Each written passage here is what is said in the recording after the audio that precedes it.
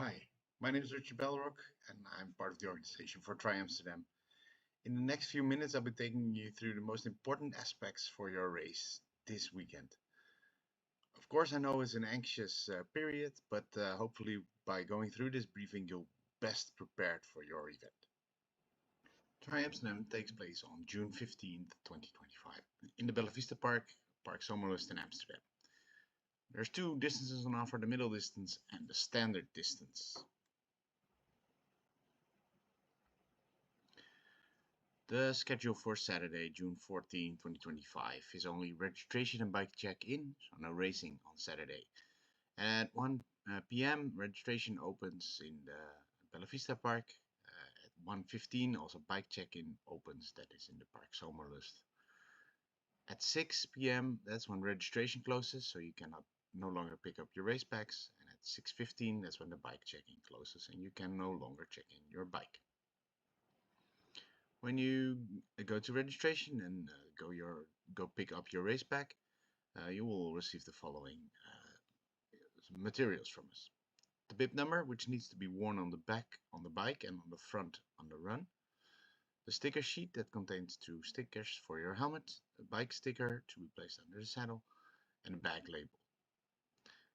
You also receive a swimming cap and a timing chip when rented. Upon bike check-in, make sure that the bike number sticker is attached to your seat post, that you have your helmet on and the straps are fixed. Make sure that the helmet stickers that you received from us are on the left and the right side of your helmet, and have your race bib number at hand.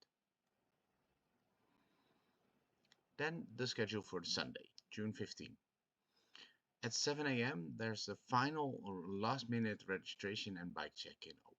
We do not encourage everyone to go there because it's a small, limited time frame where this is possible. So we all expect everyone to do this on the Saturday, but this is for the last minute in case it's not possible. You can also then still access the bikes and make some final changes to your bikes if you did the check-in on Saturday. At 8 a.m. that's when the middle distance starts, and at 9:15 a.m. that's when we'll start the standard distance, also the national championships for the age groups. Award ceremonies take place in 2 waves. At the 12:15 in the afternoon, we do the first award ceremony for everyone who's finished in the standard distance, and at 2 we do a second wave for the award ceremony on the standard distance for those who were not the podiums that were not completed, and we'll do the award ceremony for the middle distance. For the standard distance, there's awards available for the ranked 1, 2, and 3 in the Dutch Championships per 5-year age group, as detailed below. And there's also an award for the first 3 relay teams. There will be overall awards for 1, 2, and 3 available. And for the middle distance, the following categories are available. Also rankings 1, 2, and 3, men and women, under 23, 23 to 29, 30 to 39, 40 to 49, 50 to 59, and 60 plus, and for the relay teams. This is a graphical overview of the main event area with the Bella Vista Park where the finish takes place, and the registration area is also where the volunteer tent can be found in case people are volunteering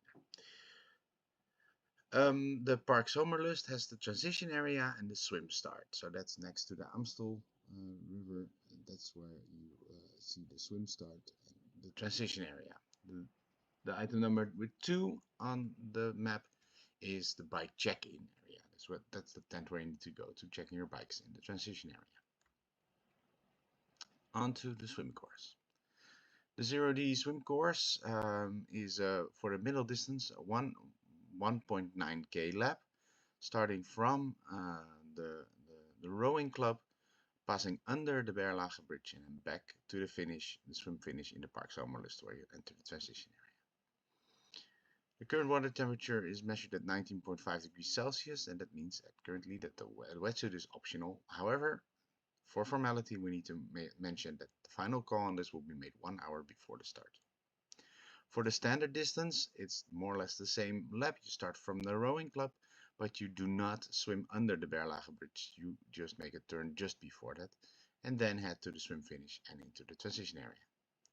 Same rules apply here for the water temperature, which means wetsuit optional, and also final call will be made 1 hour before the start. 1.5k is the swim for the 0D swim course for the standard distance. On to the bike course.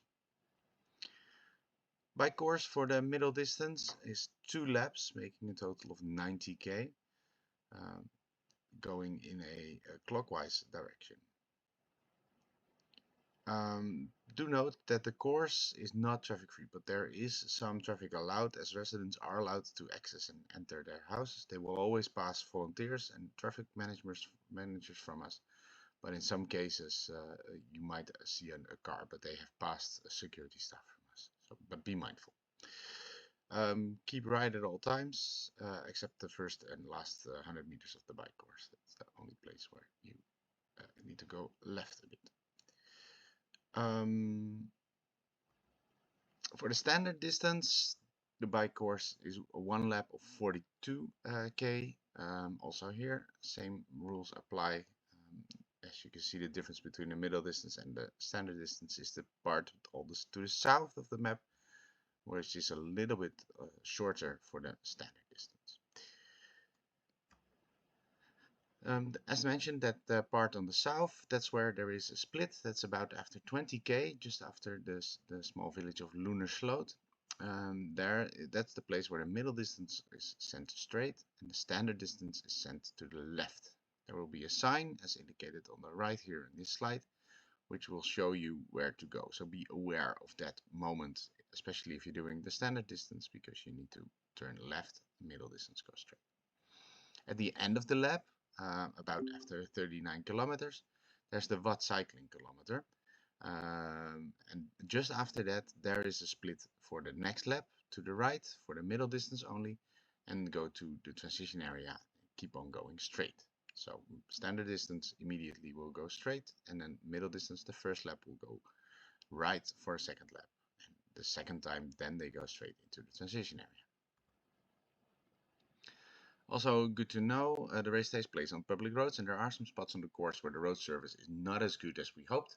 And these specifically highlighted here, the Buitensingel, kilometers 3 and 46, some bad asphalt in the bend, and the Westkanaldijk from kilometer 21 for the standard distance and 27 and 70 for the middle distance.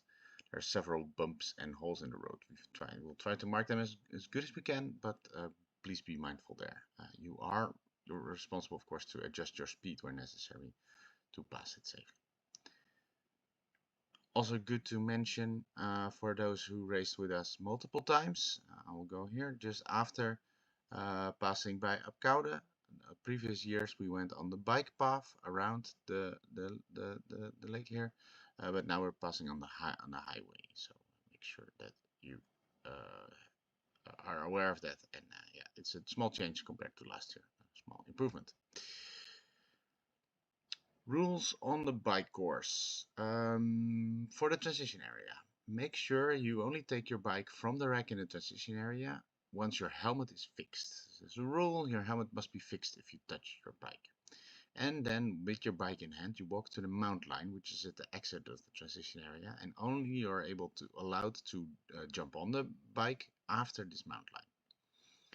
On the bike course, there's no drafting allowed on the bike course. Officials of the Dutch Triathlon Federation will manage this, and you need to keep 12 meters distance between the bikes in front of you. There is a drafting penalty possible that will be signaled with a blue card. That means 1 minute penalty for the standard distance athletes and 2 minutes penalty for the middle distance athletes, which needs to be served at the next penalty box, at the end of the bike lap. If you do not serve your time penalty, then you can get disqualified. You will get disqualified. Returning back to the transition area, make sure you dismount your bike before the dismount line, the line on the floor just in front of the transition area. And again, in the transition area, only unfasten your helmet once the bike is racked again. So that again, your helmet can only be unfastened if you no longer touch your bike. The run course. The run course for the standard distance is 2 laps of 5k, and for the middle distance it's 4 laps of approximately 5k in a counterclockwise direction. Some information on the laps. So once more, for the standard distance, it's 2 laps. For the middle distance, it's 4 laps. With after every lap, there will be a split showing you to go to the finish or to go to the next lap. So be aware of that when you enter that area. It can be very busy. There are many people there. So make sure you're very well aware of that split. There are 3 aid stations on each lap, which are serving water, Powerwell gels, and sports drinks, and cola. There is a cutoff time in place. We expect all athletes to be able to make that. That's due to releasing the bridges and the locks back to the general public and the water boats passing those bridges and locks, which means that the final run lap for all athletes must be started by 3:45 p.m. So 15:45 local time is when the last run lap must be started. We think this information gives you the best overview to prepare you for your race. With this information, I also want to thank all our partners that make the event possible, listed here on the left. And of course, we want to wish you all the best for your race. We hope you enjoy it and have a great time.